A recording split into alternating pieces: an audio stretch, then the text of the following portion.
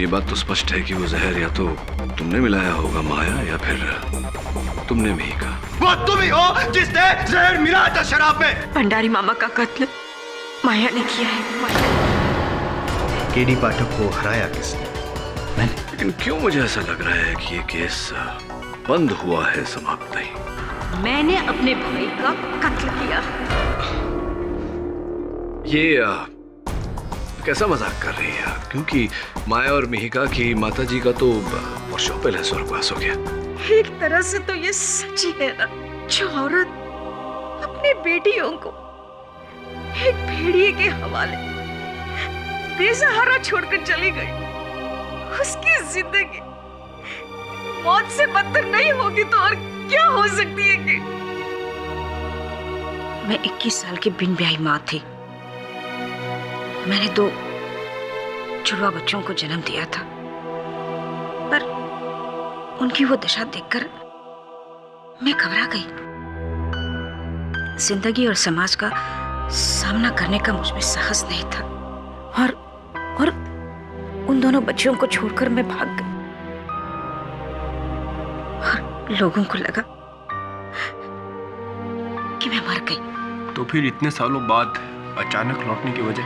Inspector साहब, मैं तो अपने बच्चियों को कई सालों पहले से ही मिलना चाहती थी, मगर समाज की नजरों से मैं अपने आप को छुपाकर अपनी बेटियों को देखा करती थी। और तब मुझे यह एहसास हुआ कि मैंने अपनी बच्चियों को किस नर्क में ढकेल दिया है। अमरनाथ भले ही मेरा मौसेरा भाई था, वो मेरी बेटियों पर जुल्म करता था, और ये सब देखकर मेरा खून खौल उठता था। बस तभी मैंने फैसला किया और मैंने उसे मार दिया। इंस्पेक्टर दवे? जी हाँ, कहिए। मैं निशा खन्ना, फ्लेवर्स चैनल से। आपकी बात हुई थी मेरे बॉस से। हाँ। कि भंडारी को दिए हुए 1 लाख रुपए हम वापस ले सकते हैं। वैसे तो वो पैसे हमने उनकी भांजियों के लिए दिए थे, लेकिन जबकि अब वो केस हो चुका है तो ये लीजिए और यहाँ पे साइन कर दीजिए। तो नोटों की गड्डी आपने बदल दी? बदल दी मतलब? मतलब ये कि जो 1 लाख रुपए हमने एडवांस दिए थे वो सीरियल नंबर के सिल्ट और नए नोट्स थे। ये तो लूज गड्डी है। खैर, क्या फर्क पड़ता है, लाख तो लाख है। आपको पूरा विश्वास है कि ये गड्डी बदली गई है? मैंने खुद बैंक से विड्रॉ की थी वो गड्डी, सील्ड बैंक नोट्स। ये वो गड्डी नहीं है।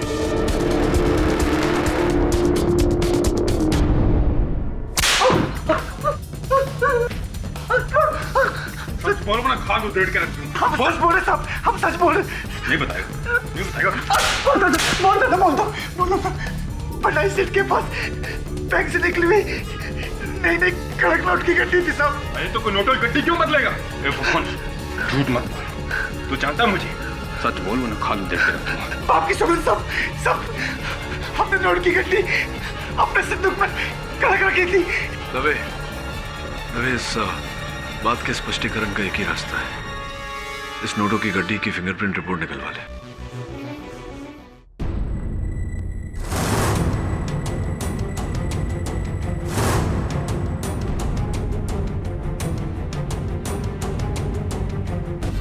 डॉक्टर सिंघल, दोनों बहनों का सक्सेसफुल ऑपरेशन जुदाई का जो आपने ऑपरेशन किया है, कैसा लग रहा है आपको? इंडिया में इस तरह का पहला ऑपरेशन हुआ है और ये मेरा सौभाग्य है कि मुझे मौका मिला। फिलहाल आप तो स्टार बन गए हैं। Thank you so much. Thank you sir, thank you. तो अब शुरू होगी दोनों बहनों की अलग अलग जिंदगी, मगर अलग जिंदगी शुरू होने से पहले दोनों ही जाएंगी एक साथ कोर्ट में, जहां इस केस में रीओपन होने से आया है एक नया ट्विस्ट। तारिका जी, कृपया कर अदालत को बताइए कि आपने अपने मौसेरे भाई की पकड़ से अपनी बेटियों को छुड़वाने के लिए क्या किया? मुझे पता था कि अमरनाथ को शराब की लत थी, और इसीलिए मैंने शराब की बोतल में वो जहर डाल दिया और उस बोतल को उसके घर के सामने रख दिया, ये जानते हुए कि अमरनाथ उस शराब को पिए बगैर कभी फेंकता नहीं है। जैसा सोचा वैसे ही हुआ। उसने वो शराब पी और उसकी मौत हो गई।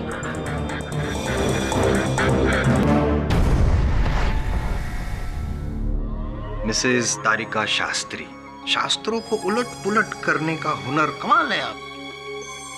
पूरी रामायण खत्म हो जाने के बाद आपका ये कहना है कि सीता माता का हरण रावण ने नहीं, विभीषण ने किया था। वकील साहब, आप मेरी बात का यकीन कीजिए। मैंने ही मेरे भाई को मारा है। मेरी माया तो बेकसूर है। जज साहब, आप उसे छोड़ दीजिए और उसके बदले आप मुझे जेल में डालिए। आपकी गुजारिश सर आंखों पर, मैं खुद गुजारिश करूंगा जज साहब से, और मैं ये जरूर कोशिश करूंगा कि आप जेल में जाए, लेकिन कत्ल के इल्जाम में नहीं, झूठ बोलने के इल्जाम में। झूठ? कैसा झूठ? वेट,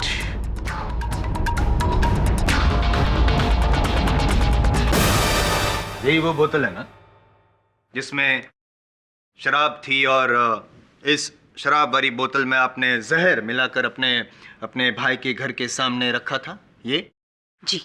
लेकिन ऐसा हुआ नहीं योर ऑनर। फॉरेंसिक रिपोर्ट के अनुसार जहर सिर्फ ग्लास में पाया गया था, इस बोतल में किसी भी जहर के ट्रेसेस को नहीं पाया गया।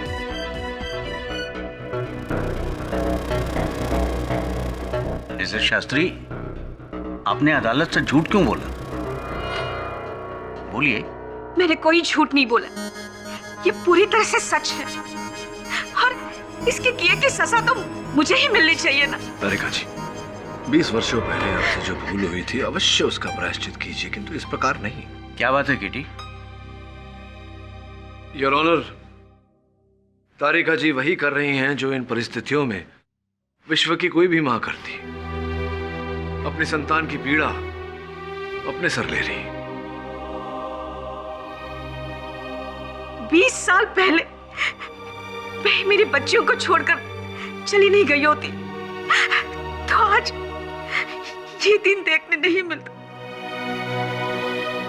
माया कानून की दोषी और मैं मेरे माया की। इसलिए मेरे गुनाह की सजा मेरी बच्ची को मत दीजिए जज साहब। मेरे गुनाह की सजा उसे मत दीजिए, उसे छोड़ दीजिए, वो बेगुनाह है जज साहब।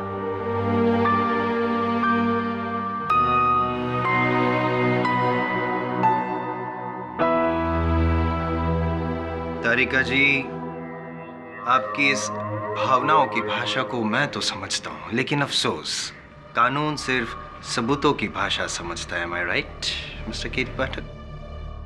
योर ऑनर, मेरी ये रिक्वेस्ट है कि जितनी मुश्किल से पाठक साहब ने इस केस को रीओपन करवाया था, उतनी ही आसानी से आप इस केस को बंद कर दीजिए हमेशा के लिए।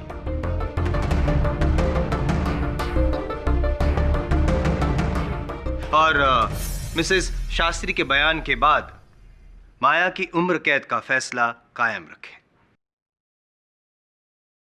थैंक यू मिस्टर पाठक, मुझे दोबारा जिताने के लिए, वरना कुछ लोगों का तो ये मानना था कि मेरी जीत सिर्फ एक तुक्का है, लेकिन आपने साबित कर दिया कि मेरी जीत तुक्का नहीं, मेरा हुनर है।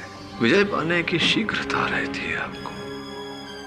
मेरे अनुमान से ये इस युवा पीढ़ी की एक आम तकलीफ है। योर ऑनर, तारिका जी के कथन से भले ही हमें माया की निरपराधता का प्रमाण न मिला, मुझे पूरा विश्वास है कि एक व्यक्ति है जो वहां तक पहुंचने में हमारी सहायता अवश्य करेगा। जश्न।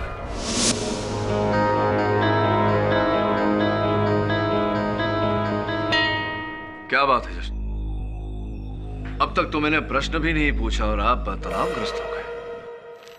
ये गड्डी पुलिस ने फुकन के संदूक से बरामद की, लेकिन अद्भुत बात यह है कि वो गड्डी नहीं जो फुकन ने भंडारी से चुराई थी।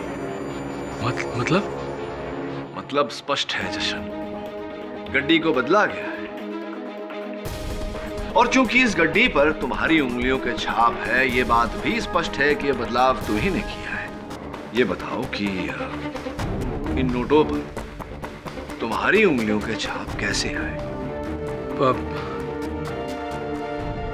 साहब फुक्कन साहब, फुक्कन ने भंडारी मामा की मौत के बाद नोटों की गड्डी चुराई थी और मेरे को इसको छुपा के रखने को बोला था, लेकिन मैं इनकार कर दिया। हो सकता है उस दौरान मेरी हाथों की उंगलियों के निशान। अरे क्या बेकी बेकी बात कर रहे हो? अरे हमने कब गड्डी दिया था? आप बीच में मत बोलिए। जज साहब झूठ बोल रहे हैं। चुप। देखो जस्ट, मैं अच्छी तरह से जानता हूं कि नोटों की गड्डियां तुम्ही ने बदली थी। अब इसका कारण तुम अदालत को बताना नहीं चाहते, ये बात और है। लेकिन एक सुख समाचार है, ऐसा सुना है, उसके बारे में तो तुम अवश्य हमें बताना चाहोगे। मीका और तुम्हारे लगन का, विवाह का कौन सा दिनांक चुना गया है?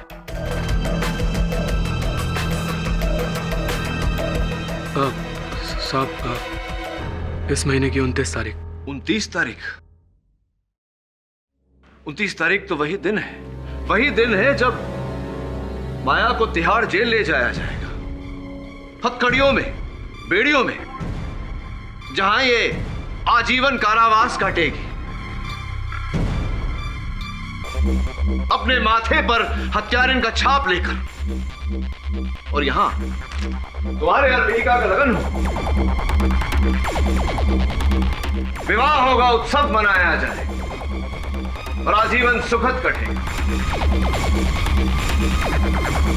क्या बात है, वेल डन, प्रशंसनीय खेल खेला तुमने जश्न। एक और माया पर हत्या का आरोप लगाकर इसे कारावास करा दिया और दूसरी ओर मिहिका को अपना बना लिया। Well done. ये आप क्या बात कर रहे हैं साहब? जज साहब, ना ही तो मैंने कोई खेल खेला है और ना ही मैं कोई बेबुनियादी आरोप लगा रहा हूँ। ये तो साबित हो चुका है जज साहब। ये लड़की माया ही अपने मामा की कातिल है। नहीं, मेरी बहन ने किसी का खून नहीं किया। यहाँ इस कटघरे में माया के खिलाफ झूठ सिर्फ फुकन और जश्न ने ही नहीं, मैंने भी बोला।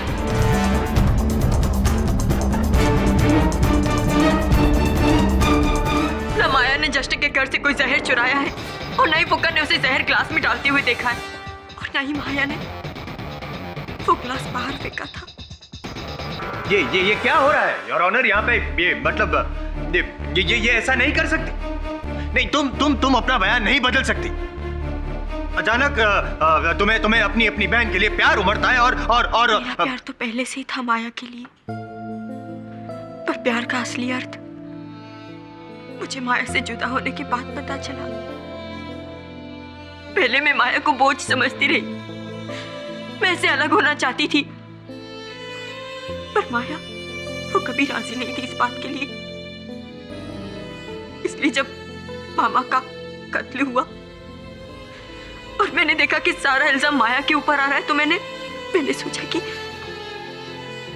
मैं अपना बयान बदल लूं और माया को बचाने की जगह मैं उसे फंसा लूं। खिड़की से ग्लास को बाहर फेंकने वाली बात बड़ी होशियारी से आपने वो कथन दिया। ऐसा जताया हम सबको कि अपनी बहन को बचाने के उतावलेपन में आपसे भूल हो गई। जी, ताकि माया को सजा हो जाए और हम दोनों बहनों के बंटवारे की जिम्मेदारी मेरी नहीं, कानून की हो जाती। और कानून के आड़ में जो सपने आपने देखे थे, वो सपने भी पूरे हो जाते। वो तो सिर्फ सपना ही था सर, क्योंकि हकीकत ये है कि माया भले ही मेरे बिना रह ले, पर मैं माया के बिना नहीं रह सकती।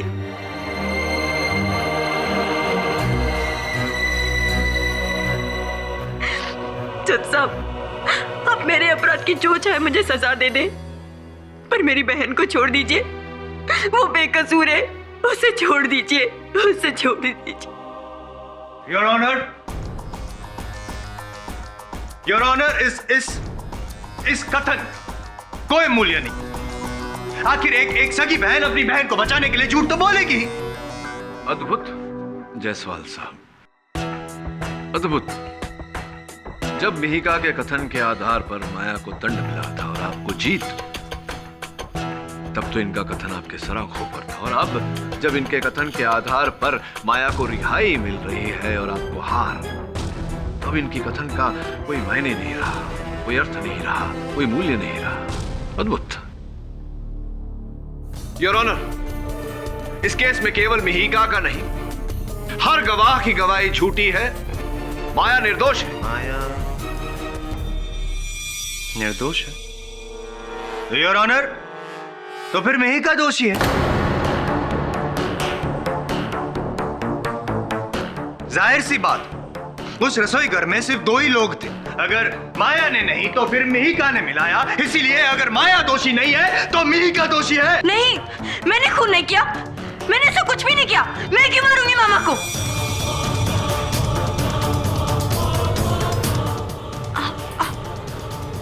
आप सब लोग मुझे ऐसे क्यों देख रहे हैं?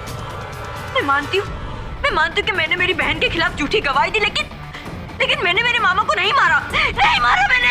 झूठ पे झूठ, कितना झूठ बोलोगी तुम? साबित हो चुका है कि 1 नंबर की झूठी हो तुम। और अगर तुम्हारी बेगुनाही का कोई सबूत है तुम्हारे पास, कोई गवाह है तुम्हारे पास, तो पेश करो अदालत में। है कोई गवाह? मेरी जिंदगी की गवाह सिर्फ मेरी बहन है, माया।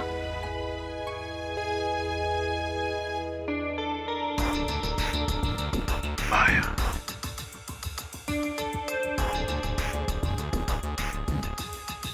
माया जाल में फंसा दिया है तुमको। माया, तुम्हारी इस बहन ने, यही सही मौका है बदला लेने का, यही सही मौका है। माया, तुम्हारी इस बहन से बदला लेने का यही मौका है। जिस तरह से उसने तुम्हारे गुनाहों का पर्दाफाश करके तुम्हें यहाँ पे फंसा दिया, उसी तरह तुम भी पर्दाफाश कर दो। कह दो कि इस साजिश में तुम अकेली नहीं थी, तुम्हारी बहन तुम्हारे साथ में थी और तुम दोनों ने मिलकर तुम्हारे मामा को मारा है। मिहिका दीदी ने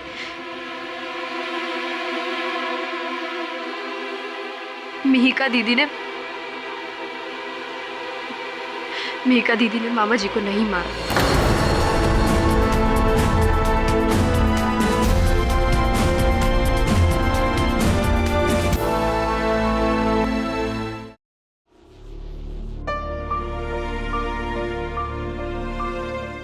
बेटी माया,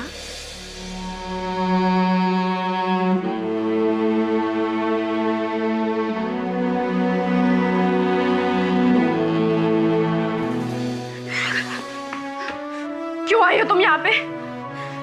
तुमसे माफी मांगने बेटा। क्या लगता है तुम्हें और दीदी को? जब जी चाहा मुझे अपना लिया, जब जी चाहा मुझे छोड़ दिया। ऐसे मत कहो तुमसे। माया, ना ही मैं किसी की बेटी हूँ और ना ही किसी की बहन। जब किस्मत ने और कानून ने मुझे अलग कर ही दिया है, तो मैं रह लूंगी अकेले, जी लूंगी। किसी के साथ की जरूरत नहीं है मुझे। जाओ तुम यहाँ से, जाओ।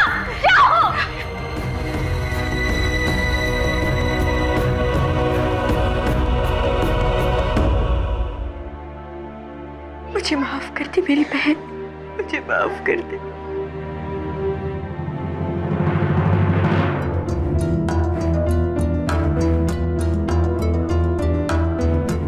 मुझे माफ कर दो जश्न।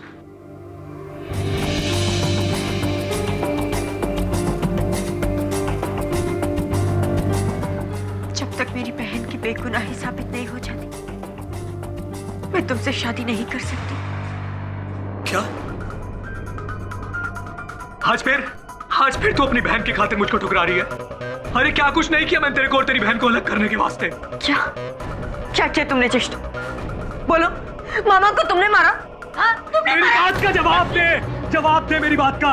अगर मैं तेरी बहन को जेल से रिहा करा दे तो तू मुझसे शादी बनाएगी ना? जश्न छोड़ो मुझे दर्द हो रहा है, छोड़ो। बस तू एक बार बोल। जानता है मैं सब कुछ जानता है। क्या जानते हो तुम? क्या जानते हो तुम? अरे जानता है मैं किसने मारा मामा को। किसने?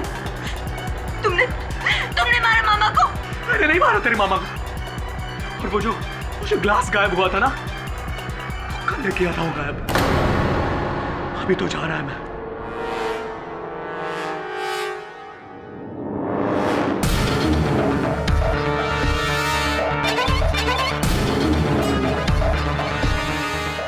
तू देखती जा, तेरी बहन आजाद, और फिर तू पलटी ना तो तू भी दुनिया से आजाद।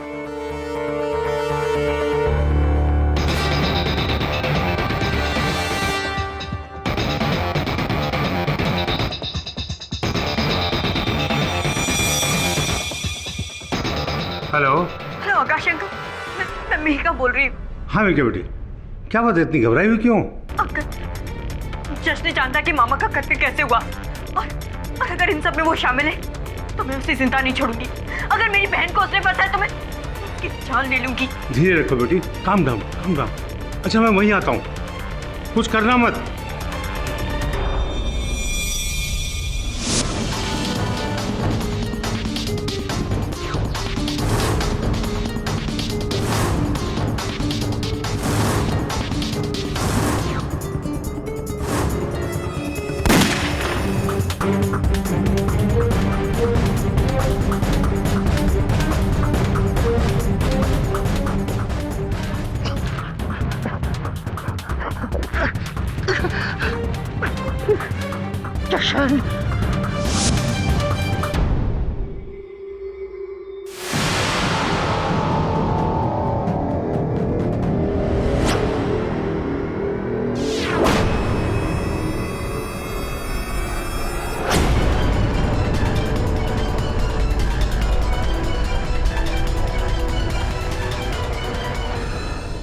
सब पूरा केस ही उल्टा है। मिहिका नहीं मारा अपने मामा को, अब रिपेंट कर रही है, इसलिए अपनी बहन को बचा रही है। लेकिन अदालत में तो माया ने मिहिका को निर्दोष बताया। अगर मिहिका दोषी होती तो माया ऐसा क्यों करती? वेरी सिंपल सर, मिहिका पूरी जिंदगी अपनी बहन माया पर हावी रही। माया उससे डरती है, इसलिए उसका जुर्म अपने सर ले रही। अगर ऐसा है तो वो जहर भरा गिलास गया का लापता कैसे हो गया? और फिर वो नोटों की गड्डी वो कैसे बदल गई? किसने बदली? क्यों बदली? ऐसे कई प्रश्न हैं वरुण, जिनका इस समय हमारे पास उत्तर नहीं। मुझे लगता है कि कोई तीसरा है जो ये खेल खेल रहा है और दोनों बहनों को कठपुतलियों की तरह इस्तेमाल कर रहा है। तभी तो मेरा डाउट उस हीरो पर है। जशन मामा का खून करा होएगा और फिर फंसाया सिस्टर को। पॉसिबल। हाँ दवे बोल। क्या?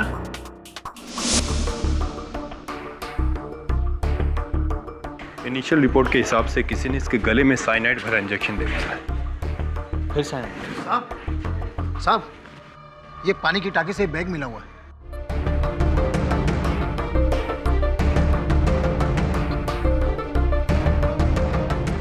वही पुराने नोट, वही हरे रबर बैंड्स। और ये क्या? ओह माय गॉड, ये 1 लाख की गड्डी वही है, इसमें वही सीरियल नंबर्स हैं जो भंडारी के पास थे। तो क्या भंडारी के नोटों का बंडल ये है? केडी सर का शक बिल्कुल सही है। जशन ने ही वो नोटों की गड्डी बदली थी। लेकिन क्यों वरुण? और जशन के पास इतने सारे पैसे आए कहां से?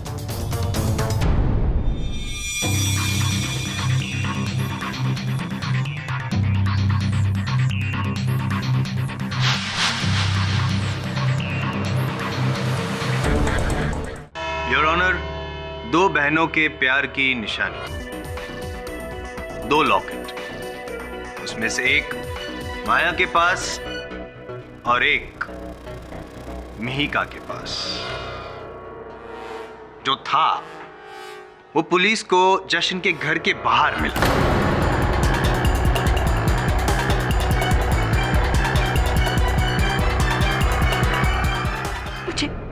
मुझे नहीं पता ये वहां कैसे मिला। योर ऑनर, जश्न की मृत्यु से एक बात तो स्पष्ट हो चुकी है कि माया निर्दोष है, क्योंकि असल हत्यारा जिसने जश्न की भी हत्या की वो बाहर घूम रहा है। पाठक साहब, दरअसल घूम तो एक केस रहा है कि हत्यारा एक नहीं 2 है। एक अंदर और एक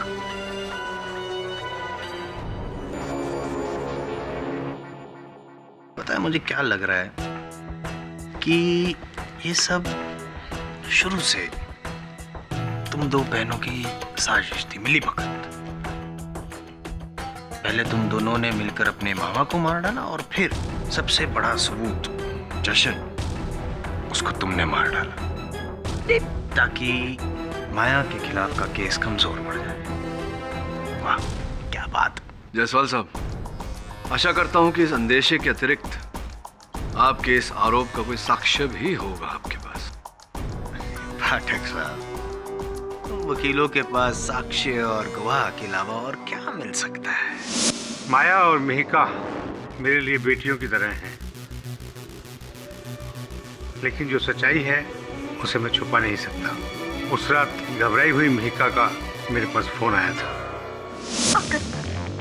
जश्न जानता कि मामा का कत्ल कैसे हुआ, और अगर इन सब में वो शामिल है तो मैं उसे जिंदा नहीं छोड़ूंगी।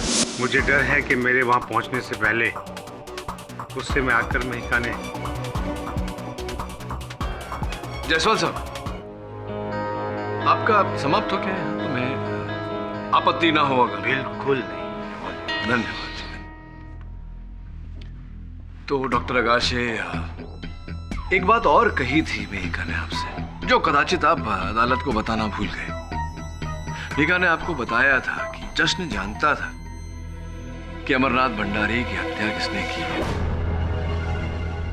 ऐसा कहा था ना मिहिका ने आपसे। और फिर आपने कहा कि आप वहां जश्न के घर जा रहे थे, उसके पास जा रहे थे, और उसके बाद जश्न की हत्या हो गई। ध्यान देने वाली बात यह है डॉक्टर अगाशे की हत्या कैसे हुई। सिरिंज द्वारा गर्दन की नस में सीधे जहर भर देने के कारण।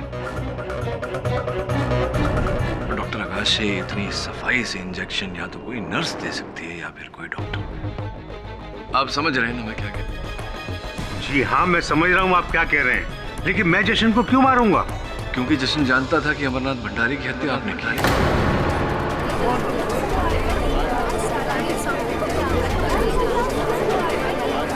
Order order. This is utter nonsense.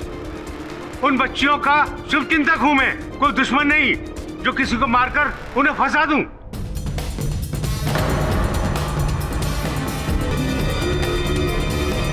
Inspector Dave?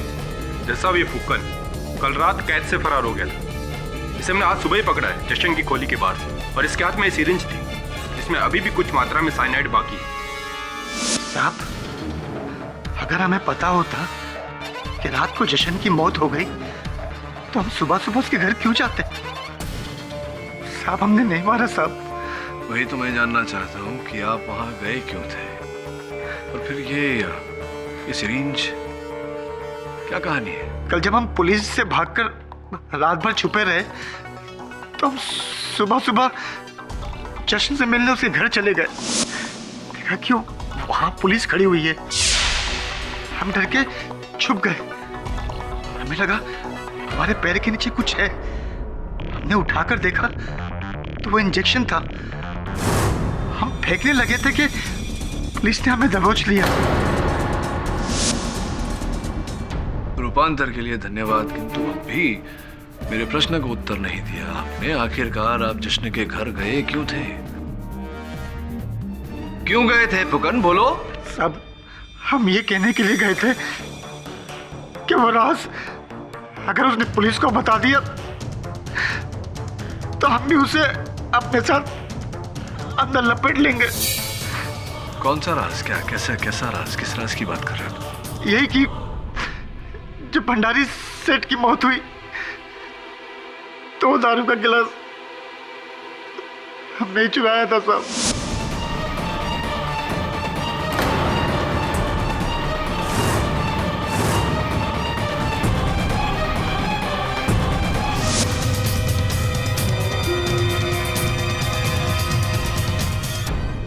जश्न ने हमें ये सब करते हुए देख लिया था साहब।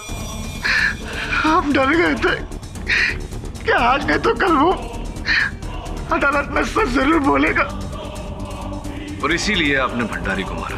हमने नहीं मारा साहब, हमको जैसा कहा गया हमने वैसे ही किया साहब। हमको कहा गया कि भंडारी साहब की मौत के बाद तुम दारू का गिलास नष्ट कर दो, जिसके लिए हमें 50,000 की गड्डी मिली। 50,000 की गड्डी मिली? कैसी थी ये गड्डी? नए नोट, पुराने नोट? जी हाँ, हरे रबड़ बैंड से बंधी हुई थी। ऐसी और किसने सौदा किया था आपके साथ? डॉक्टर अगस्त्य ने। सरासर झूठ है ये, बकवास कर रहा है सर ये। Order order. आप बैठ जाइए मिस्टर आकाश। हम कसम खा के कहते हैं, हमको इन्होंने फोन किया और कहा हमको कि हम डॉक्टर आकाश से बोल रहे हैं, तुमको ऐसा ऐसा काम करना है और तुमको इतने पैसे मिलेंगे। 19 फरवरी प्रगति मैदान के बाहर मिलना रोड पर। ये गाड़ी में आए और आपको पैसे दिए और चले गए। सर ये आदमी झूठ बोल रहा है, न मैंने इसे कोई पैसे दिए न इसे कोई फोन किया। पता नहीं क्यों ये मुझे फंसा रहा है। बुरे फंसे पाठक साहब। नहीं मतलब कहने का मतलब ये है कि अब कौन सच्चा कौन झूठा कैसे साबित करेंगे आप सर?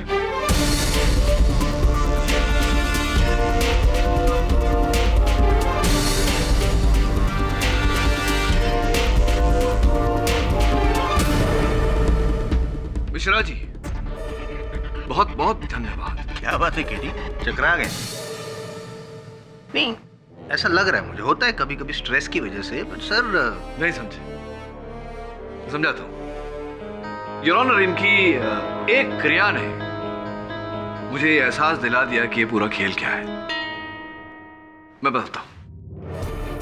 माया, बहुत ही सोच विचार करके मेरे प्रश्न का उत्तर देना। उस दिन जब तुम अपने मामा जी के लिए मदिरा का वो गिलास लेकर गई थी, उस समय तुम्हारे मामा जी क्या कर रहे थे?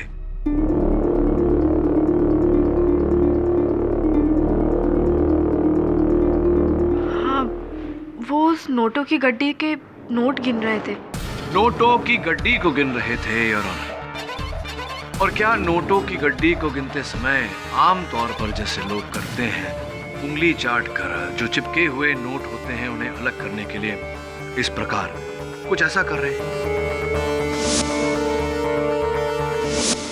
जी हाँ। That's it, Your Honor. That's it. जहर न मदिरा में था न मदिरा के गिलास में, जहर नोटों पर लगाया, नोटों पर लगाया।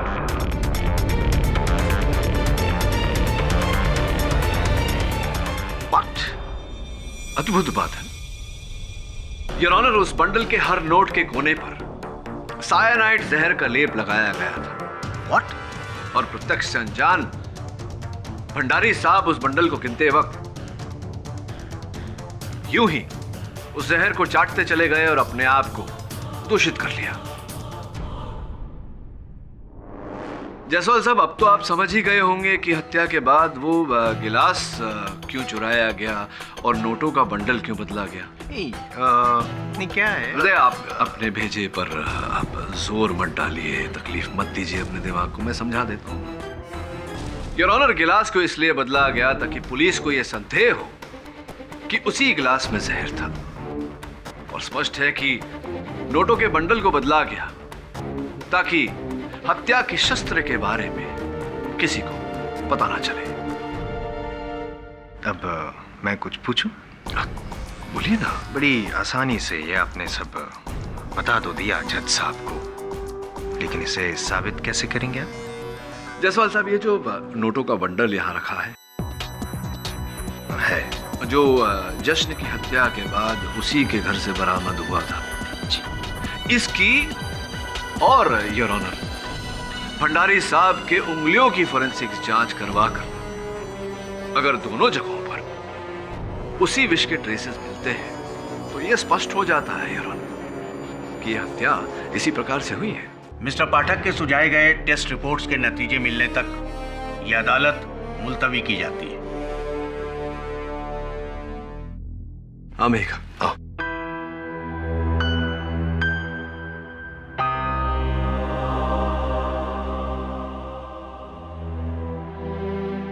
बेटी, मेरी बेटी,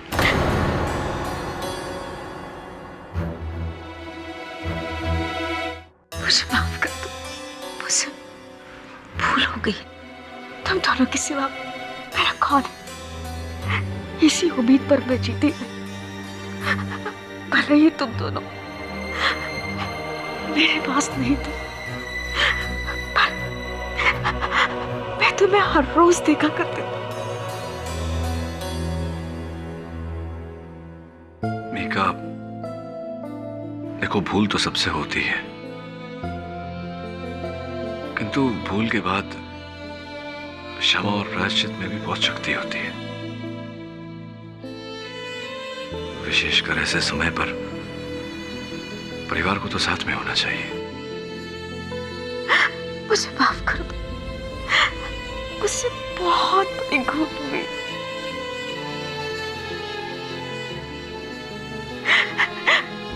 मुझे इस तरह से तुम्हें छोड़ के नहीं जाना चाहिए था।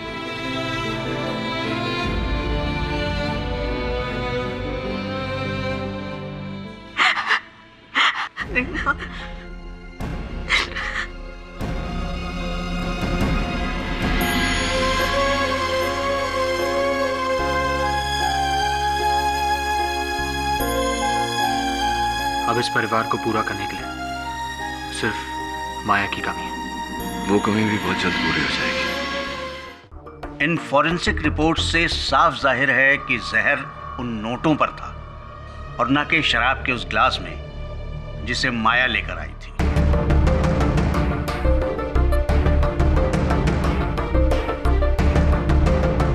और उसी बुनियाद पर तो प्रोसिक्यूशन का पूरा केस टिका था। बुनियाद बदली भी तो जा सकती है। कहने का मतलब ये है योर ऑनर कि इन दो बहनों ने जहर ग्लास में ना ही सही नोटों पे लगाया हो।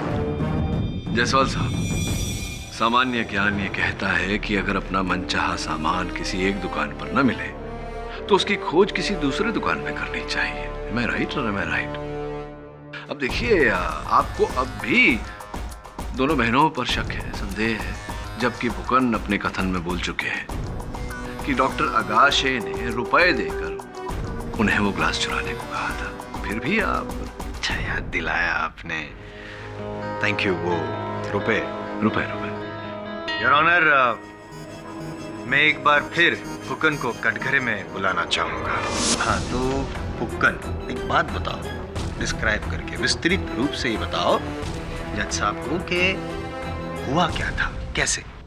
हम रोड पर खड़े थे, एक गाड़ी आई, पैसा दियो, चले गए। और उस गाड़ी में और कोई नहीं था? नहीं साहब, और कोई नहीं था। नहीं मतलब उसकी बाजू वाली सीट में कोई, पीछे वाली सीट में कोई नहीं था साहब, एक ही आदमी था। एक ही आदमी था। तो तुमने क्या उस आदमी का चेहरा देखा? हाँ, हमने नहीं देखा, लेकिन डॉक्टर आगाशे ने हमसे कहा था कि वो खुद ही आएंगे। डॉक्टर की गाड़ी पर डॉक्टर का पल्स का निशान भी था। लेकिन जैसे तुमने कहा डॉक्टर अगाशे वो ड्राइवर वाली सीट पे बैठे थे। और किधर बैठेगा साहब, पीछे वाली सीट पे बैठ के थोड़ी गाड़ी चलती है। ज्यादा स्मार्ट बनने की कोशिश मत करो। डॉक्टर अगाशे तो आगे की सीट पर बैठकर भी गाड़ी नहीं चला सकता। फुक्कन, योर ऑनर, डॉक्टर अगाशे को गाड़ी चलाना आता ही नहीं।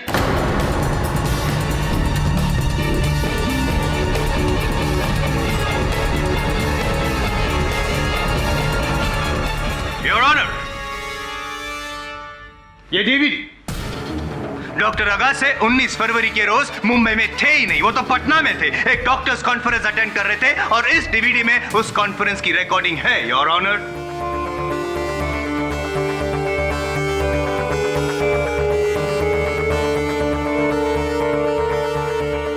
डॉक्टर अगाशे तो यहाँ है केडी। हम झूठ नहीं बोल रहे साहब, हम झूठ नहीं बोल रहे। उसने हमसे कहा था वो डॉक्टर आगाशे। हाँ साहब, उसने हमको उस नाम से एसएमएस भी किया था।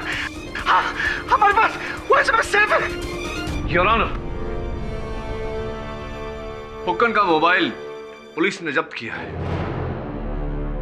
मैं अदालत से आग्रह करता हूं कि इनके मोबाइल को यहां अदालत में मंगवाया जाए। योर ऑनर, ये एसएमएस 17 फरवरी को भेजा गया था सुबह 11:10 पर। मैं खुद तुम्हें प्रगति मैदान के बाहर वाले रोड पर रुपए देने आऊंगा डॉक्टर अगाशे। मुझे विश्वास है योर ऑनर कि अगर मैं फोन करूं इस नंबर पे तो पता चल जाएगा कि वो फोन डॉक्टर अगाशे का है या नहीं।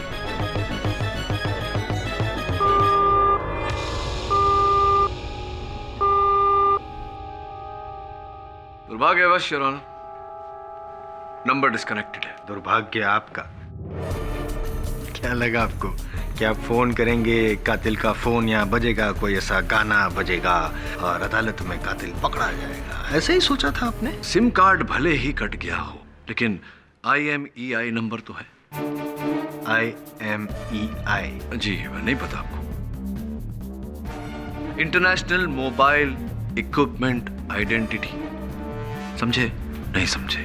समझाता हूं। जिस प्रकार गाड़ी का नंबर प्लेट होता है, वो नंबर प्लेट चाहे बदल दिया जाए, गाड़ी की असली पहचान उसके चेसी नंबर से होती है, वैसे ही हर चलित फिरत दूरभाष यंत्र का एक खास IMEI नंबर होता है जो उसकी असल पहचान होती है। और उस IMEI नंबर के जरिए मैं खोज निकालूंगा कि ये फोन किसका है। अनुमति चाहता हूँ योर ऑनर। हवलदार साहब, जरा इनके फोन लाई।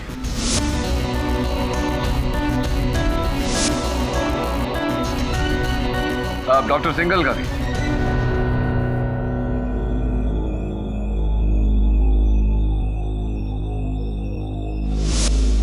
लीजिए केडी साहब। धन्यवाद।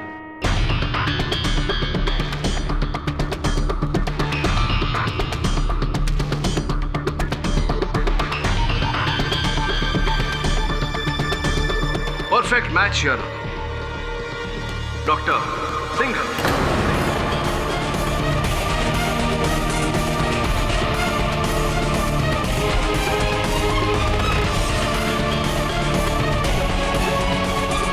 Order order. डॉक्टर सिंघल, झूठ के पैर नहीं होते, वो ज्यादा दूर तक चल नहीं पाता। ये हमारा सौभाग्य है और आपका दुर्भाग्य कि अब ये मामला पानी की तरह स्वच्छ हो गया।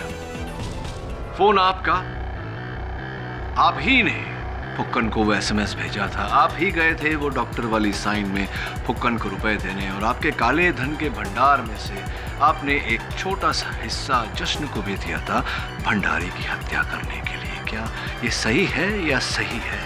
जी हाँ, जी हाँ। भंडारी को मैं नहीं मरवाया, जश्न के हाथ।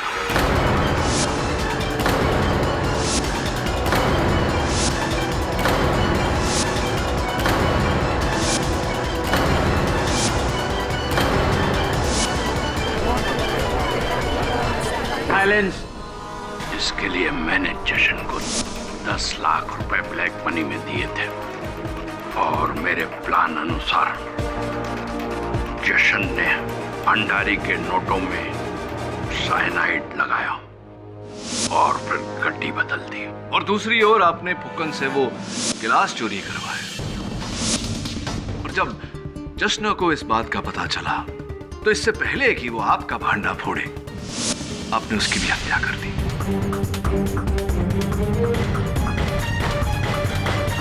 मैंने इस काम को करने के लिए फुकन और जशन को अलग अलग तरह से इस्तेमाल किया। उनको ज्यादा पैसे देकर कहा कि इल्जाम सिर्फ माया पर ही डालें ताकि उसे जेल हो, और मिहिका का शरीर माया से जुड़े होने के कारण दोनों का ऑपरेशन लाजमी हो जाए, और वो ऑपरेशन मैं करूं, सिर्फ मैं। बहुत दुख की बात है डॉक्टर सिंघल, क्या आपने अपने स्वार्थ के लिए, केवल एक ऑपरेशन के लिए आपने लोगों की जान ली। ये कोई आम ऑपरेशन नहीं था, मेरी लाइफ के मेडिकल प्रोफेशन का सबसे बड़ा चैलेंज था। इस अनोखे ऑपरेशन को देखने के लिए सारी दुनिया की मीडिया और मेडिकल कम्युनिटी आंख लगाए बैठी थी। रातों रात मैं एक नामचीन डॉक्टर बन गया। पैसा, इज्जत, मान, सम्मान, सबके दरवाजे खुल गए। एक दरवाजा खुल गया आपके लिए? हाँ जी, जेल का। हाँ, और इसे खोलने में आपका बहुत सहयोग रहा है डॉक्टर सिंघल। क्या? हाँ, क्योंकि केवल एक SMS के आधार पर किसी के फोन का IMEI नंबर ढूंढना इतना सरल नहीं होता। डॉक्टर सिंघल, पूरी प्रक्रिया होती है IMEI नंबर पता लगाने की। ये तो जब मैंने आपको देखा आप झिझक रहे थे तब मुझे कुछ संदेह हुआ, थोड़ा अनुमान हुआ कि इस खेल के खिलाड़ी आप ही होंगे। तो आप वहां फोन पर क्या कर रहे थे इतनी देर? वो मैं समझ जाता हूँ, फुकन के फोन पर मैं वो गेम खेला था, मेरा फेवरेट गेम है, डिफेंस रेस्ट योर ऑनर। ये अदालत अमरनाथ भंडारी और जश्न श्रीवास्तव के कत्ल के जुर्म में डॉक्टर सिंघल को दोषी पाते हुए गिरफ्तार करने का हुक्म देती है और मिस माया शास्त्री को इस इल्जाम से बाइज्जत बरी करती है।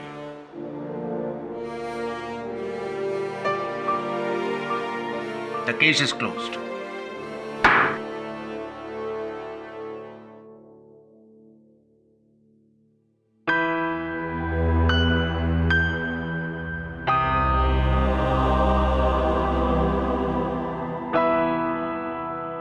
पाठक साहब, आपकी इस जीत के लिए बधाई देने का मन नहीं कर रहा। सीरियसली, ये जो IMEI वाला जो गेम खेला आपने, आप जैसे सीनियर लॉयर को ये शोभा नहीं देता। This is cheating, KD. Jaswant साहब, इश्क और जंग में सब कुछ जायज होता है। अब वहां देखिए, एक स्वार्थी करप्ट डॉक्टर को उसके किए का दंड मिल गया, और यहाँ देखिए सामने 20 वर्षों बाद बिछड़े हुए माँ और बेटियां मिल रही है। कितना प्रेम, कितना स्नेह। क्या आप भी आप कहेंगे कि ये चीटिंग है, रॉन्ग है? Wrong, right.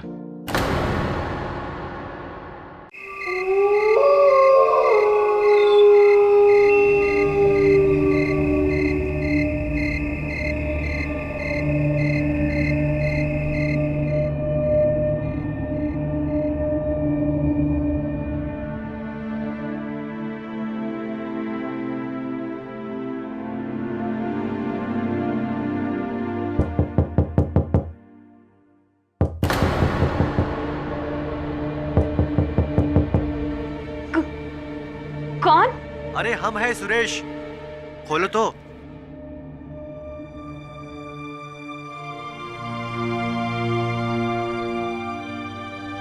अरे के पिंकी, कितना टाइम लगे दरवाजा खोलने में? कुत्ते में कोई मुझे देख लेता तो। हमें लगा हमारे या तुम्हारे घर वालों में से कोई। किसे पता कि हम यहाँ छुपे हुए?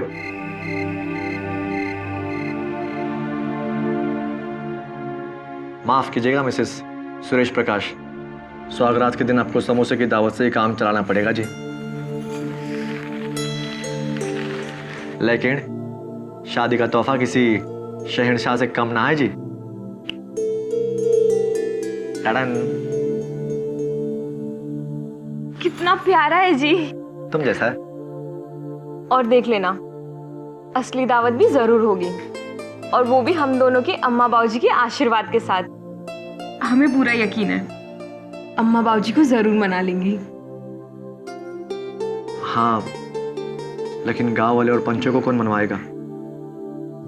वो लोग वैसे भी हमारे इस शादी के खिलाफ थे, और ऊपर से आते वक्त वो तुम्हारे बाबूजी का दोस्त है ना, उसका बेटा कपिल, उसने देख लिया यहाँ आते वक्त। क्या? कपिल? फिर तो बाबूजी को जरूर बता देगा। हमें यहाँ से फौरन निकलना होगा, अब हम यहाँ नहीं रुक सकते। लेकिन तुम बाबूजी को गुस्सा नहीं जानते हो सुरेश। उन्होंने मुझसे पहले ही कहा था कि अगर ये शादी हो गई तो हम दोनों का सर काट के खेत में गाड़ देंगे। हमें यहाँ से निकलना होगा। तो कहाँ जाए? देवकी के मामा का घर है रोहतक में। उसने मुझसे कहा था अगर कोई भी प्रॉब्लम हो जाए तो वहीं चले जाना। 10:40 की बस मिल जाएगी हमें स्टैंड से। चलो चलो।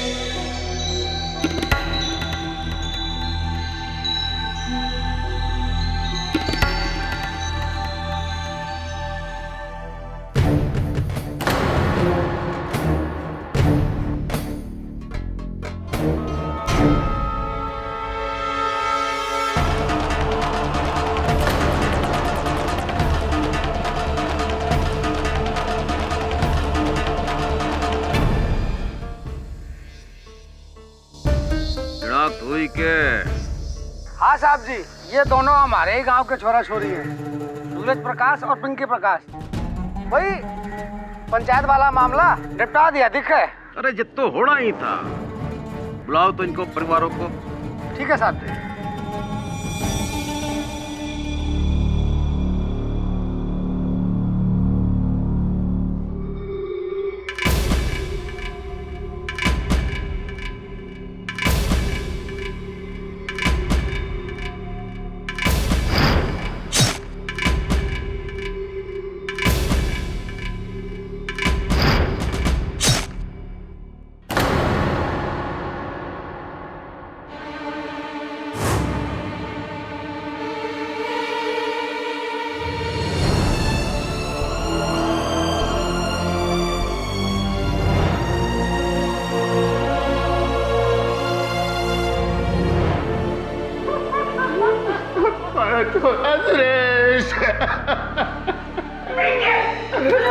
हाथ मत लगाओ।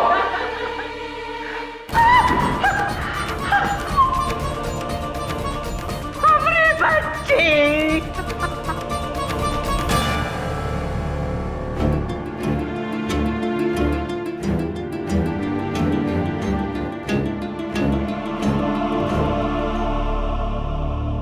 केस खड़ा सीधा है जी। आपके छोरे और इनकी छोड़ी ने बिरादरी और गांव के खिलाफ जाके भागकर शादी की और नतीजे में मिली दोनों को मौत।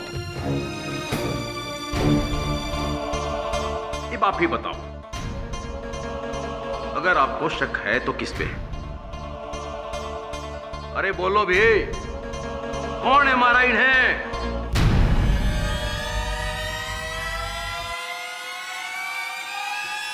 मन ने मारा है।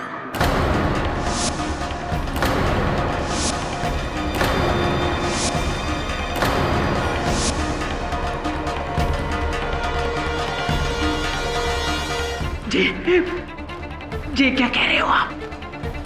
मन ने ही मारा है अपनी बेटी को और उसके आशिक को।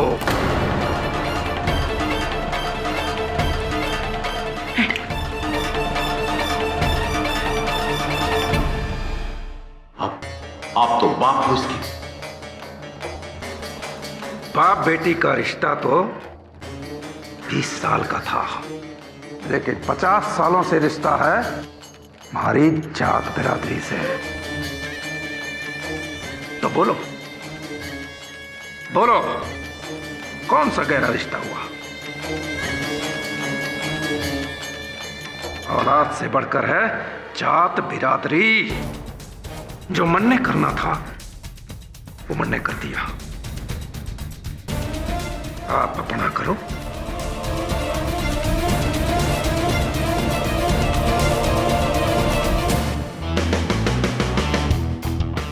केडी, ये देखो, एक बाप ने अपनी ही बेटी और दामाद की हत्या कर दी अपना सम्मान बचाने के लिए, जस्ट बिकॉज द गर्ल एक ही कास्ट में शादी की। और नॉर्मली तो दूसरे कास्ट में शादी करने को ये प्रॉब्लम आता है।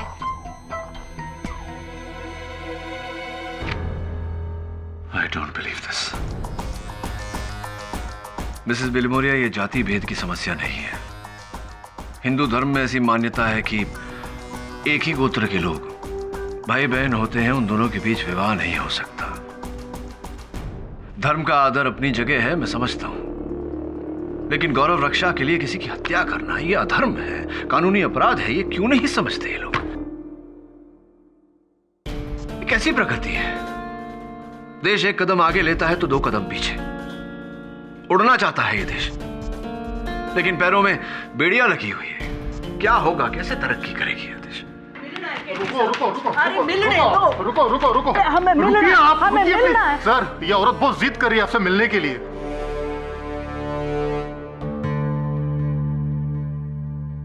तुम जाओ, मैं देखता हूं। ठीक है सर। आइए, क्या बात है? आप सरकार केडी पाठक हो ना, जो बेगुनाहों को बचा लेता है?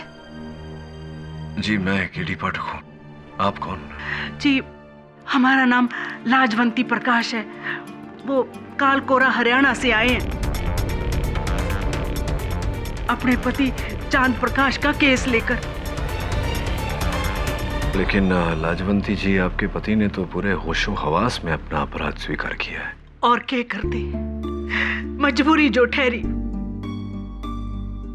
मजबूरी कैसी? उन्होंने अपनी बेटी की हत्या की है, इसमें मजबूरी मैं समझा नहीं। आप हमारे यहाँ को न जानते हो साहब जी।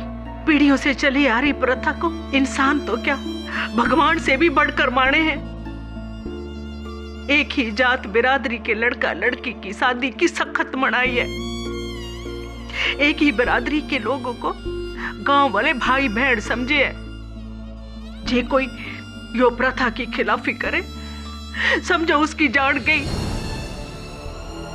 उसके परिवार का हुक्का पानी बंद कर देवे, नरक जैसा व्यवहार करे उसके साथ। हमारी 3 बेटियां हैं। सबसे बड़ी पिंकी थी, उसके बाद एक, और जो सबसे छोटी। पिंकी के पाप का प्रायश्चित अगर हमने ना किया तो हमारी ये 2 बेटियां का बया गांव वाले और पंचायत वाले कभी न करने देंगे। इसलिए पिंकी के कत्ल का पिंकी के बापू ने अपने सर इल्जाम ले लिया, ताकि गांव में हमारा नाम और इज्जत बनी रहे, इन दोनों बेटियों का भविष्य बर्बाद ना हो। घड़ा पाप का घड़ा प्रायश्चित। साहब जी, हमने अपनी बेटी खो दी है। अब हम पिंकी के बापू को ना खोना चाहते हैं। आपके बारे में तो बहुत सुना है कि आप चमत्कार से गुनहगार के पास पहुंच के बेगुनाह को बचा लेवे हैं। आप पिंकी के बापू को बचा लो साहब जी, इन बच्चों के बापू को बचा लो साहब जी। क्या कर रही हैं आप? बैठ जाइए।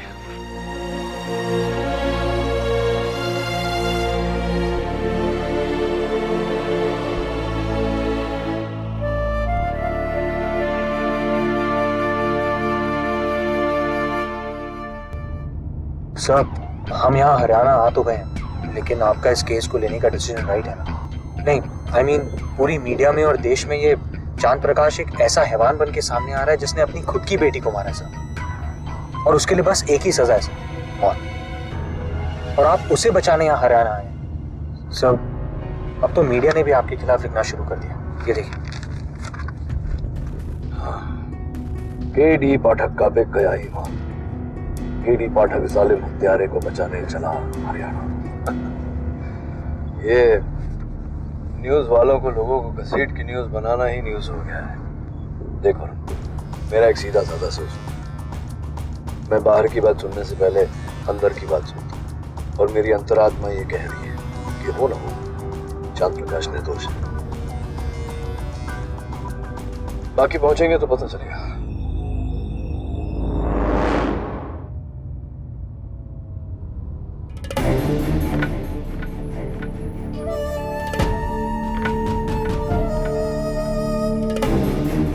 नमस्कार चांद प्रकाश जी, मेरा नाम केडी पाठक है, मुंबई से आया हूँ, आपका वकील।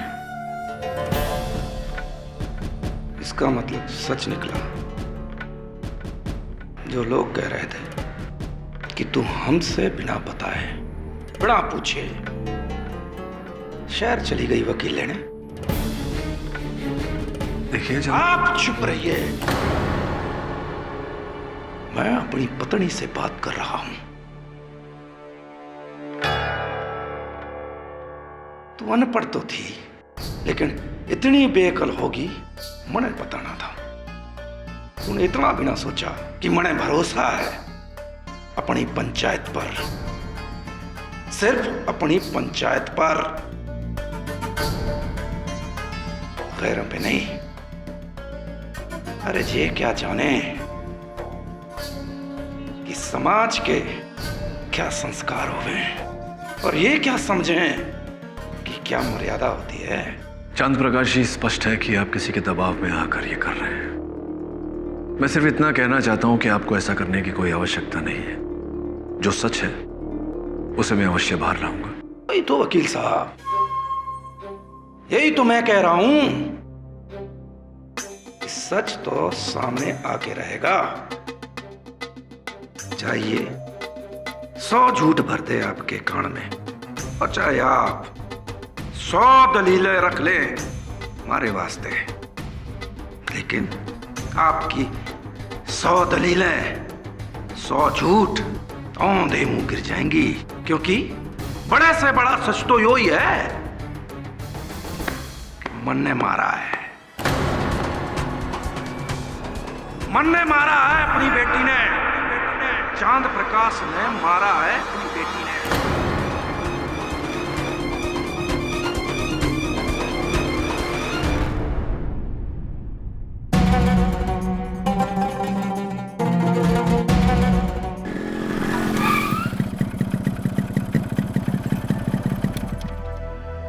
राम राम सरपंच जी। राम राम महेंद्र, राम राम। इताओ।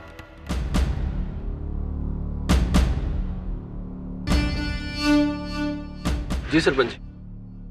भाई गांव में सुना से कि तुम लोगों ने शहर से वकील बुलाया से। भाई तुम लोग इतने बड़े हो गए कि पंचायत की सलाह भी ना ली। सरपंच जी, हमने वकील को नहीं बुलाया। पंचों के होते हुए हम भला गैर की ओर क्यों कर मुड़ेंगे? तो उस लाजो के भेजे में ये बात डाल दे। एक छोरी तो खो दी है उसने, कहीं ऐसा ना हो कि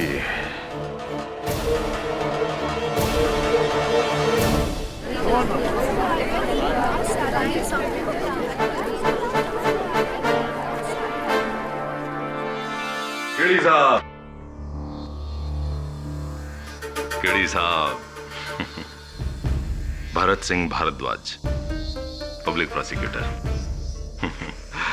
तभी सोचा ना था कि आप और हम एक ही अदालत में इतनी जल्दी केस लड़ेंगे। आपसे मिलकर प्रसन्नता हुई। प्रसन्नता तो हमारे को भी बहुत हुई आपसे मिलकर केडी साहब, लेकिन एक बात तो बताइए, आपका केस वेस तैयार है कि ना? हाँ, जितना है उतना है, बाकी अदालत में देखेंगे। चलो। अरे रुकिए तो, रुकिए तो। लगे से आपको समझ में ना आया कि मारे ने आपको रोका क्यों? बताते हैं। जो भी आपको बोलना है ना, अभी यहीं बोल लो, 1 शॉट में, क्योंकि अंदर तो आपको कुछ भी बोलने का मौका मिलेगा नहीं, चांस ही ना मिले। केस कब शुरू होगा, कब खत्म होगा, आपको पता भी ना चलेगा। इसलिए अंदर की जो भड़ास है या जितनी भी वकालत छकालत झाड़नी है, यहीं झाड़ लो केडी साहब। Excuse me. I have a case to fight.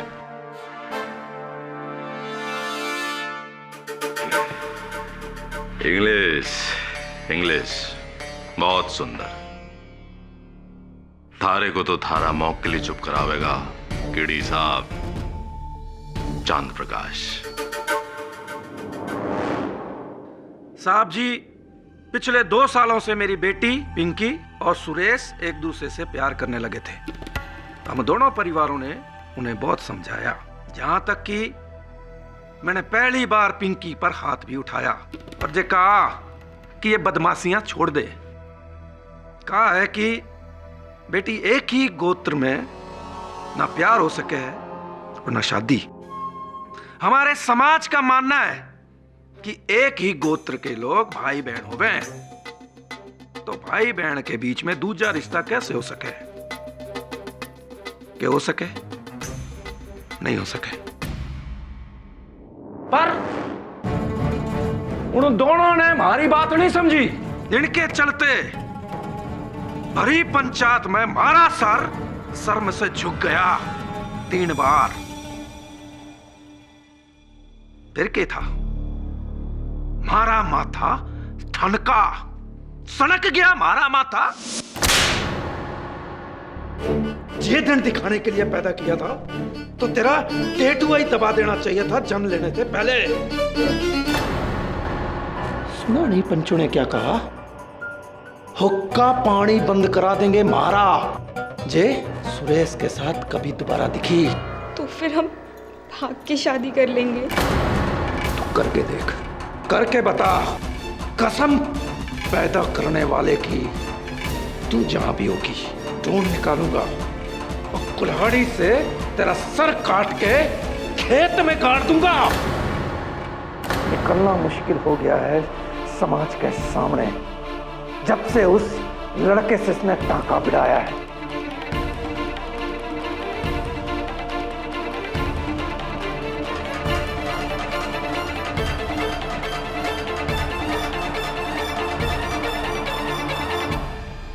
देख बेटिया, तेरे सामने हाथ जोड़ते हैं, तू जहां कहेगी, जिससे भी कहेगी, थारी शादी करा देंगे। पर तुझे उस सुरेश को बुलाना होगा उसको। हमारे हाथ जोड़ने को उसने हमारी कमजोरी समझ लिया।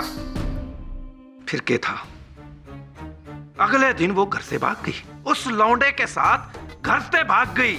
हमारी संस्कार, हमारी मर्यादा, हमारी इज्जत को धूल में रौंदते हुए।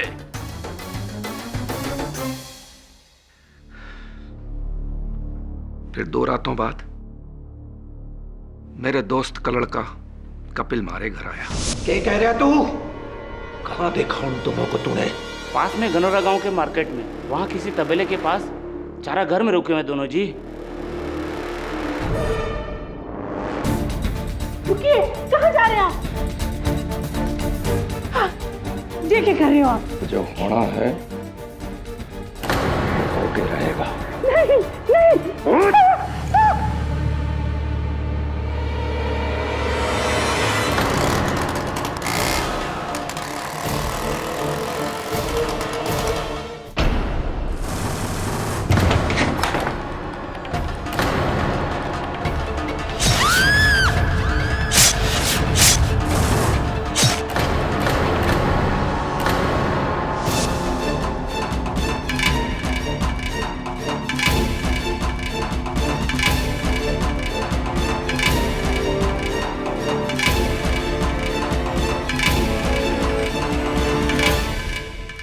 फिर मैंने उन दोनों लाशों को बोरे में भरकर फेंक दिया और कुल्हाड़ी ने नदी में फेंक दिया और घर आ गया।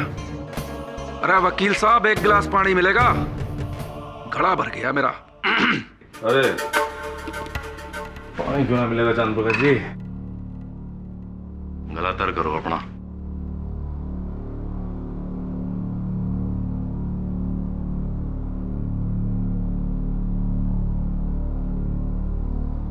तो चांद प्रकाश जी, सुरेश तो गैर था, चलो उसका समझ में आवे आपने जो किया। पर पिंकी, पिंकी तो आपकी अपनी बेटी थी। उसको काटते वक्त, चीरते वक्त आपके हाथ ना कांपे?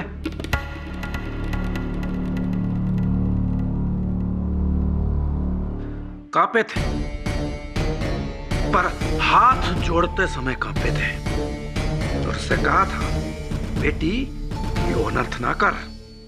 पर जब बेटी ने बाप की कद्र नहीं करी, तो बाप ने भी बेटी की कद्र नहीं करी। मार दिया मणक दोनों ने। यानी कि अब भी आपको अपने किए का कोई पश्चाताप ना है? नहीं।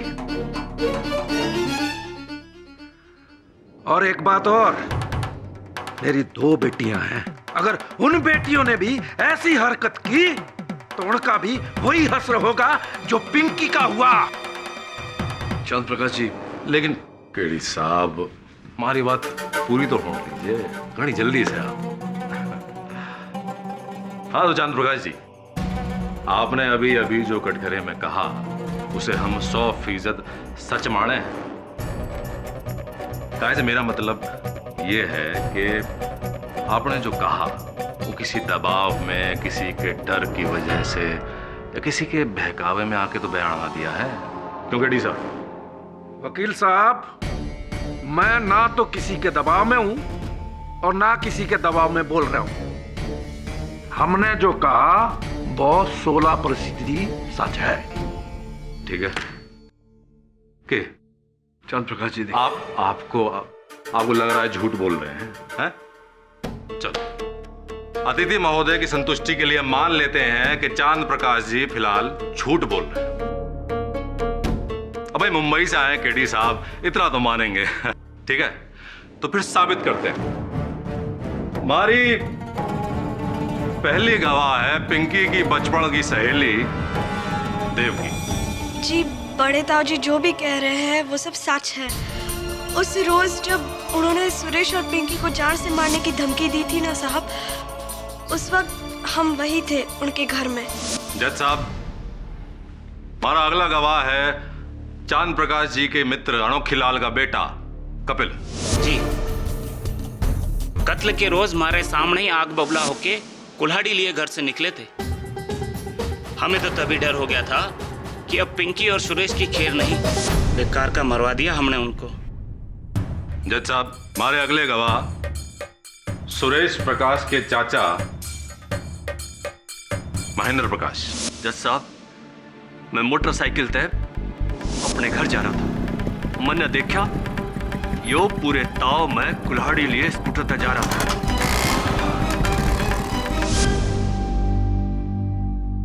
गांव के सरपंच लक्ष्मण लाल जी। माई बाप प्रणाम। हमने भी यही देखा था। यो सैने चांद प्रकाश है, बड़े ही क्रोध में नोरा गांव की तरफ जा रहा था।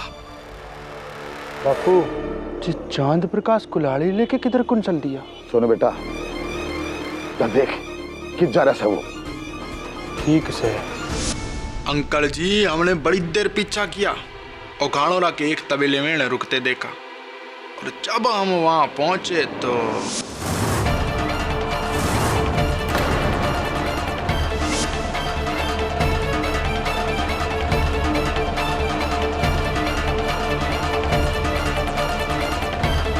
इतने सारे चश्मदीद लोगों की गवाही के बाद कोई मंदमूल इंसान भी यही बोलेगा कि आपने जो जो इस कटघरे में कहा वो 16 आने सच है। जज साहब, आप ही ने सुरेश और पिंकी को मारा है चांद प्रकाश जी। जज साहब, मैं सोनू लाल से पूछताछ करने की अनुमति चाहता हूं। उससे पहले मैं आपसे कुछ पूछना चाहूं केडी साहब। पूछिए। आपने अब तक कितने केस लड़े हैं? कभी गिनती नहीं की। क्यों पूछ रहे हैं? सुंदर है, अति सुंदर है। खैर, वो जान देते हैं। ये बताइए कि आपके केसों का अंत में अंजाम क्या हुआ है? इकबाल जुर्म। इकबाल जुर्म जज साहब, इकबाल जुर्म। तो वो तो इस केस में शुरू में ही हो गया, तो फिर केस खत्म है। जज साहब, 20 लोग ये कह रहे हैं कि इस आदमी ने कत्ल किया है। उसके ऊपर ये आदमी खुद कह रहा है कि हाँ मैंने ही कत्ल किया है। तो फिर अब आप बताइए जज साहब, साबित करने को रह के गया। आपकी बातों से मैं सहमत हूं मिस्टर भारद्वाज। मिस्टर पाठक, जब मुलजिम ने अपना इकबाली जुर्म कबूल कर लिया है और उसका बयान सच्चा साबित हो गया है, तो इस केस को तोल देने का क्या फायदा?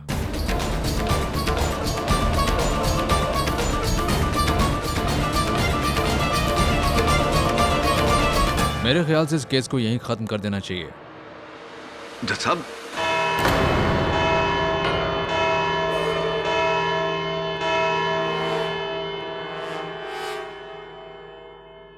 कोर्ट का फैसला इस महीने की 13 तारीख को दोपहर 3 बजे होगा। The court is adjourn. अरे केडी साहब, केडी साहब,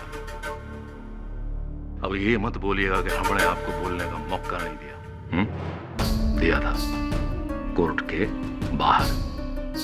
याद है क्या कहा था हमने? केस कब शुरू होगा, कब खत्म होगा, आपको पता भी ना चलेगा। क्या हुआ? है वो जान देते हैं, ना पता हो तो हम बता देते हैं। केस इज ओवर केडी साहब। बहुत ही हैप्पी और सुंदर जर्नी बैक टू मुंबई। सुंदर है। ला भाई, सोनू बेटे। हाँ जी बाप। चल भाई, मेहमान है, सोल वोल उड़ा लीजिए वकील। अरे वकील साहब लीजिए ना। थैंक यू वकील साहब। जी जी। तुमने सोचा होगा कि इस गांव में तुम्हारे आने से हमें बुरा लगा होगा। हाँ, सोचा तो ऐसा ही था। ना जी ना, ऐसी बात ना है। तुम तो हमारे मेहमान हो, वैसे भी आपने हमारे साथी को उसका केस लड़के बचाने की कोशिश की थी, है ना? जी जी। फिर भी आप हमारे गांव में पधारे हैं, आपका बहुत बहुत धन्यवाद। सरपंच जी, इस आओ भगत का बहुत बहुत धन्यवाद, या कहूं कि जाओ भगत का धन्यवाद। प्रश्न मेरा ये है कि आपको किसने कहा कि मैं जा रहा हूं?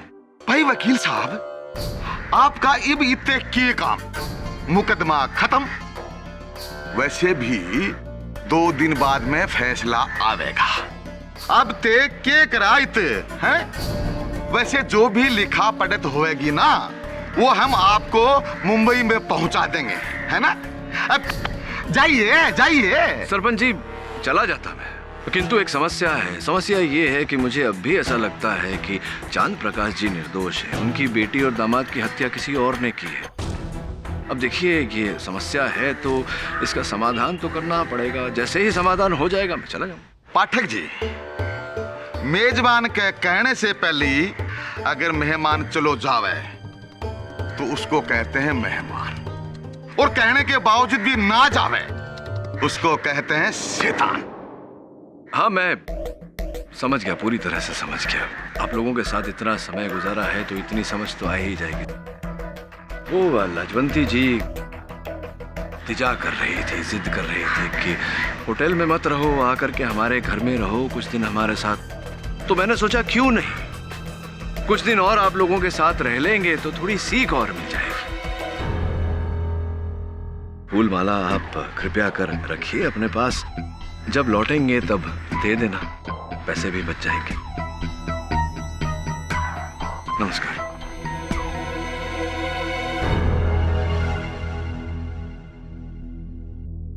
सांप के पिटारे में हाथ मत डाल के डी।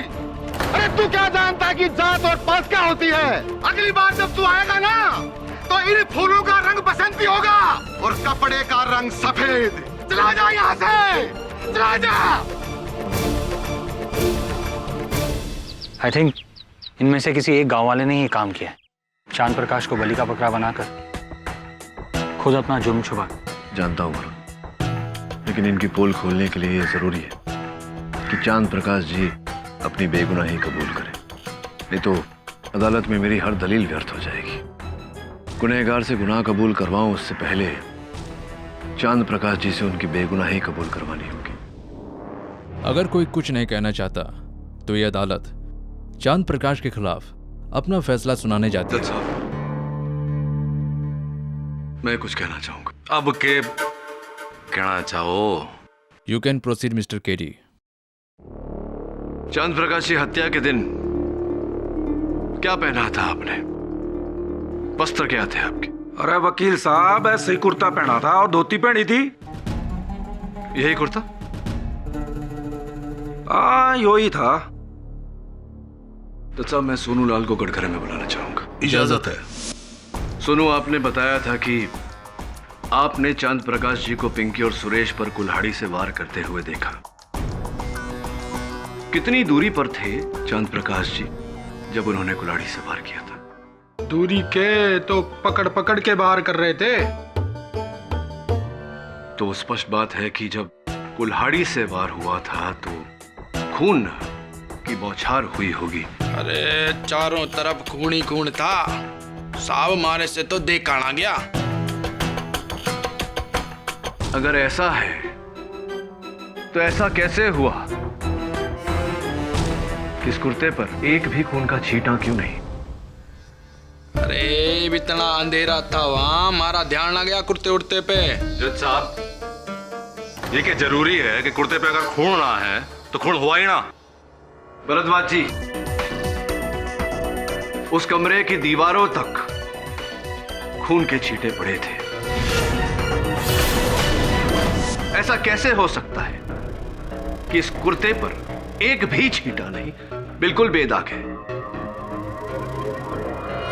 हो सकता है चांद प्रकाश जी बताना भूल गया और बदल लिया हो। जी साहब, हम आपको बताना भूल गए कि उस रात बोरे में लाश डालने के बाद हमने कुर्ता बदल दिया था। साहब जी, गलती हो गई हमसे। आपकी पत्नी लाजवंती जी का कहना है कि आप इसी कुर्ते में घर से गए थे और इसी कुर्ते में लौटे। जज साहब, इस केस में पत्नी की गवाही ना मानी जाएगी। काहे से उसका मतलब साफ है, किसी भी तरह पति को बचाना। कुर्ते का कोड़ा छोड़िए केडी साहब, कुछ और है तो अदालत को बताइए। हत्या का शस्त्र जज साहब, वो कुल्हाड़ी जिससे पिंकी और सुरेश की हत्या हुई थी। जज साहब वो कुल्हाड़ी। भाई बहुत सुंदर, बहुत सुंदर। वो कुल्हाड़ी नदी के तल्ले में है, जब गोधाखोरों को मिलेगी तो ले आवेंगे। जज साहब मैं कपिल को कटघरे में बुलाने की अनुमति चाहता हूँ। कपिल, जब चांद प्रकाश जी हाथों में कुल्हाड़ी लिए अपने घर से निकले तब आप वहीं उपस्थित थे? जी बिल्कुल। आपने इनके हाथों में कुल्हाड़ी देखी? जी। आप पहचान सकते हैं उस कुल्हाड़ी? जी हमारे सामने ही तो उठाई थी। तो अदालत को बताइए कपिल जी कि इन तीनों कुल्हाड़ी में से किस प्रकार की कुल्हाड़ी इनके हाथों में थी?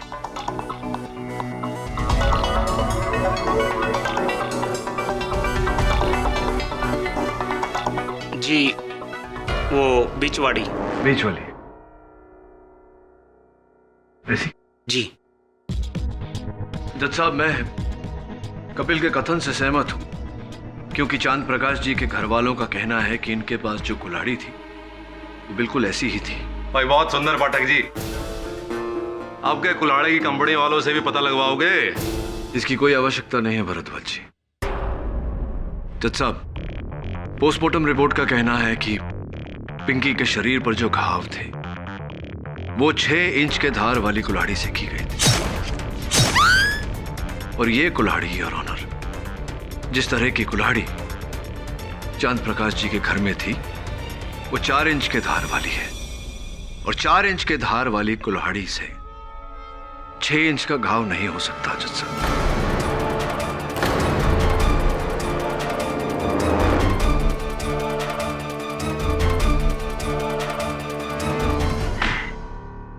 तो आपको लगता है कि 6 इंच और 4 इंच की वजह से आप इस पूरे केस को हिला देंगे? भाई बहुत सुंदर है जज साहब। किडी साहब 1 मिनट, कुल्हाड़ी थोड़ी। हाँ तो जज साहब, ये 4 इंच की धार वाली कुल्हाड़ी और ये किया मैंने वार।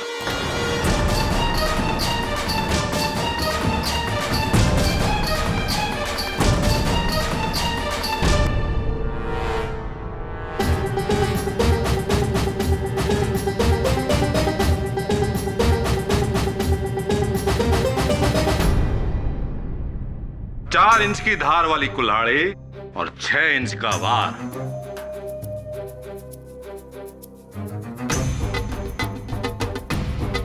कड़ी साहब और कुछ कहना है आपने पाठक जी?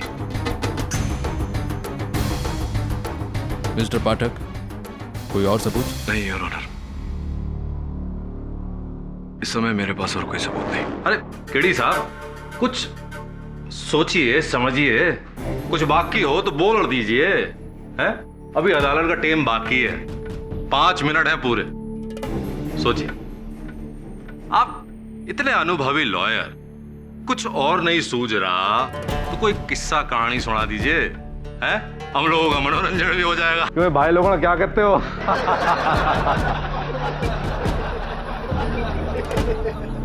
केडी साहब, वरना लोग कहेंगे कालकोरा वालों ने केडी साहब को बंबई से इतनी दूर बुलाया और बोलने का मौका तक ना दिया। ठीक है भरद्वाज जी, अगर आप कह रहे हैं कि अदालत समाप्त होने में अब भी 5 मिनट बाकी है, और अगर आप आग्रह कर रहे हैं कि मैं कहानी सुनाऊं, सुनाता हूं।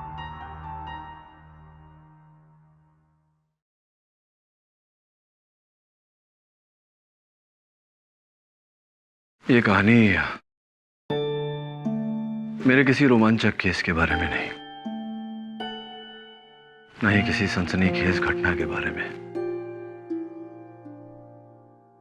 एक साधारण सी कथा है, एक पिता और उसके 3 वर्षीय छोटी नन्ही सी बच्ची की। वो बच्ची जिसे तब तक नींद नहीं आती जब तक वो अपने पिता के दाहिने कंधे पर सर रखकर नहीं सोती।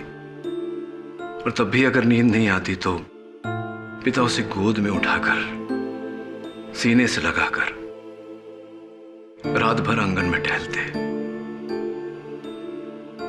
बार बार वही लोरी सुनाते जिसे गाते हुए न पिता कभी थका न सुनते हुए बेटी थकी। अपनी वर्षों से बढ़ाई हुई मूंछ को केवल इस कारण काट दिया था कि वो मूंछ उस बच्ची को चुभती थी। समय भी था, 8 साल की थी बच्ची जब गांव में अकाल पड़ा। घर में खाने को अन्न का दाना नहीं। वो बच्ची अपनी गुड़िया लेकर, जिस गुड़िया का नाम बड़े प्यार से नीलम रखा था, उस गुड़िया को लेकर अपने पिता के पास गई और कहा कि बापूजी, मां के कंगन के साथ इस गुड़िया को भी बेच दीजिए, घर में थोड़े और पैसे आ जाएंगे। कुछ समय और बीता, वो बच्ची 13 साल की हुई। स्कूल में निबंध का कार्य दिया गया। निबंध का विषय था मेरे जीवन में सबसे प्रिय, और हर छात्र ने अपने मां पर निबंध लिखा। सिर्फ उस बच्ची ने लिखा, मेरे प्रिय बापूजी। 17 साल की थी वो बच्ची जब पड़ोस के मुंडेर से गिर गई और माथा फट गया। बच्ची को अपने कांधों पर उठाकर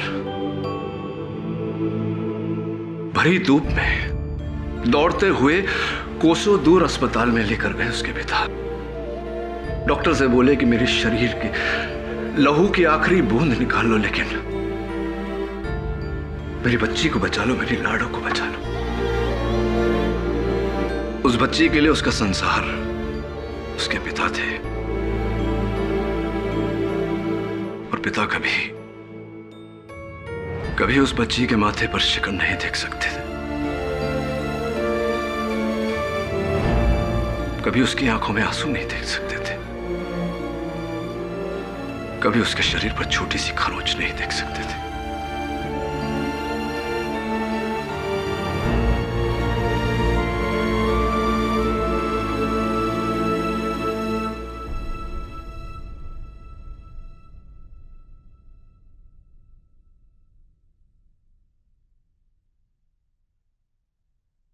जज साहब, ये पिंकी के मृत शरीर की कुछ तस्वीरें हैं।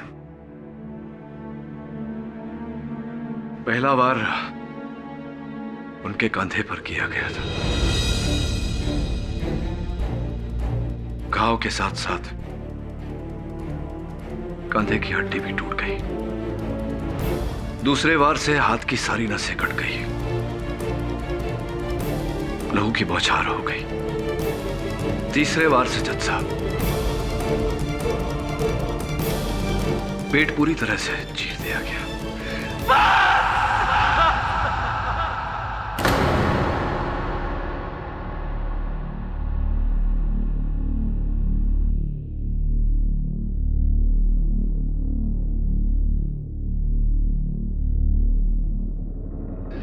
मेरी लाडो,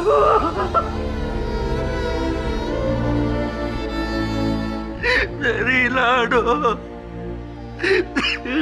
मेरी बच्ची।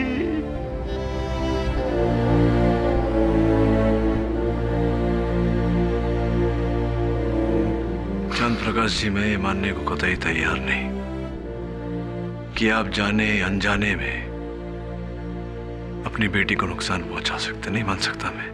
नहीं मारा मैंने अपनी बच्ची को।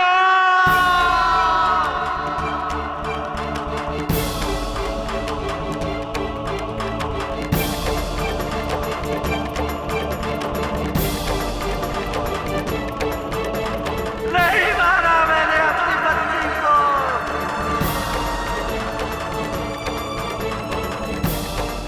अरे मैं तो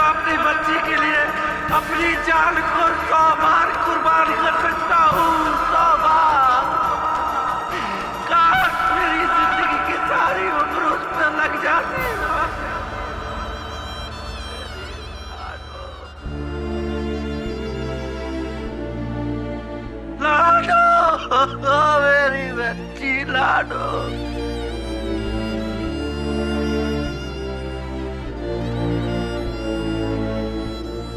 अरे अपने बापू पे भरोसा नहीं किया तूने बेटा।